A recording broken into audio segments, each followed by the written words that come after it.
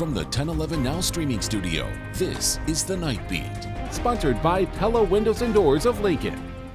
Good evening, I'm Danielle Shenk with your headlines for Wednesday, June 18th. Just 4 months after dozens of BNSF workers were laid off in Nebraska, another round of cuts hit the same locations today, impacting mostly maintenance workers. Jacob Forsgren, a local union leader, says 28 workers were let go in Havelock and about 20 more in Alliance. His main concern, since 2016, BNSF has cut its maintenance workforce by 30% while increasing the use of outside contractors by a similar margin, something Forsgren says violates the union contract and hurts the community. BNSF has taken it upon themselves to cut our positions while giving out our work illegally, according to the CBA. These contractors they're giving these jobs to, a lot of them don't live here in Lincoln. They don't live in the state, they live out of state. They don't care about the community that these trains are running through like we do. BNSF says the layoffs are a response to a complex and ever-changing freight environment and necessary for long-term success. Federal immigration officers swarmed a Bellevue apartment complex this morning, joined by local police, FBI, and Homeland Security. Officers used a helicopter, K-9 unit, and drone during a search for a suspect who was caught after more than an hour. Police are still investigating and have not confirmed if anyone was hurt. Now, that raid comes amid Trump's policy shifts, reversing a pause on immigration enforcement in agriculture just days after promising relief to farms. The Department of Homeland Security confirms the shift despite earlier concerns that crackdown was hurting U.S. agriculture. Nebraska Senator Pete Ricketts says he's heard from local business leaders but supports the renewed enforcement. I'm absolutely open to discussions on how we can improve the system to make sure it serves the needs of our businesses while making sure that only those who are authorized to work in our country are permitted to work in the country. So I think there's a number of things we need to do here to be able to address this, but hiring people illegally is not the solution.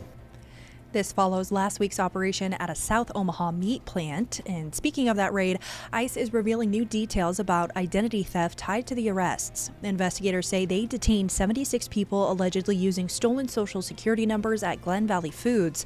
Over 100 identity theft victims are linked to employees at the plant, including a nursing student in Missouri who lost tuition and had trouble renewing their driver's license due to violations by imposters. ICE continues to investigate. In other news, Nebraska Attorney General Mike Hilgers continues his crackdown on vape shops, sending cease and desist letters to 82 Lincoln stores for allegedly selling illegal THC products. So far, more than 200 stores have received notices for violating the Consumer Protection Act. Now to a couple of updates in local crime cases. A woman convicted in a deadly DUI crash that killed 4 people, including her 3 young children, has been sentenced to 140 to 160 years in prison. 34-year-old Rachel Bickerstaff was driving nearly 140 miles per hour in downtown Omaha last September when she caused a fiery crash. The other driver, 70-year-old Michael Sales, died at the scene.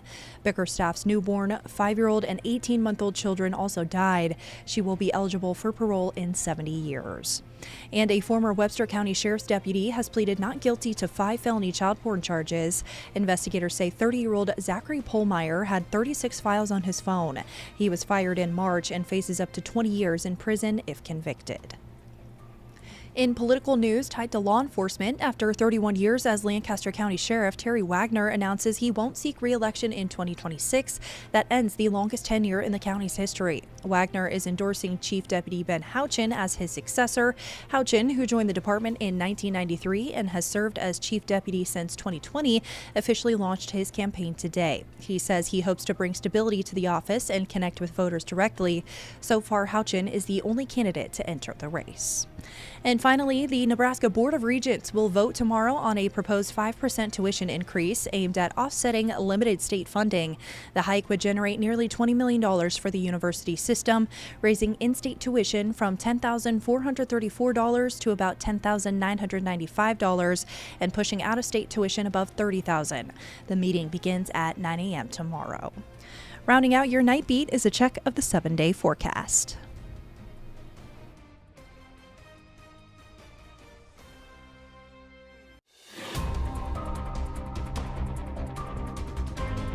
You've been listening to The Night Beat. Sponsored by Pella Windows and Doors of Lincoln. Watch, listen, and stream on the 1011 app on YouTube or wherever you get your podcasts.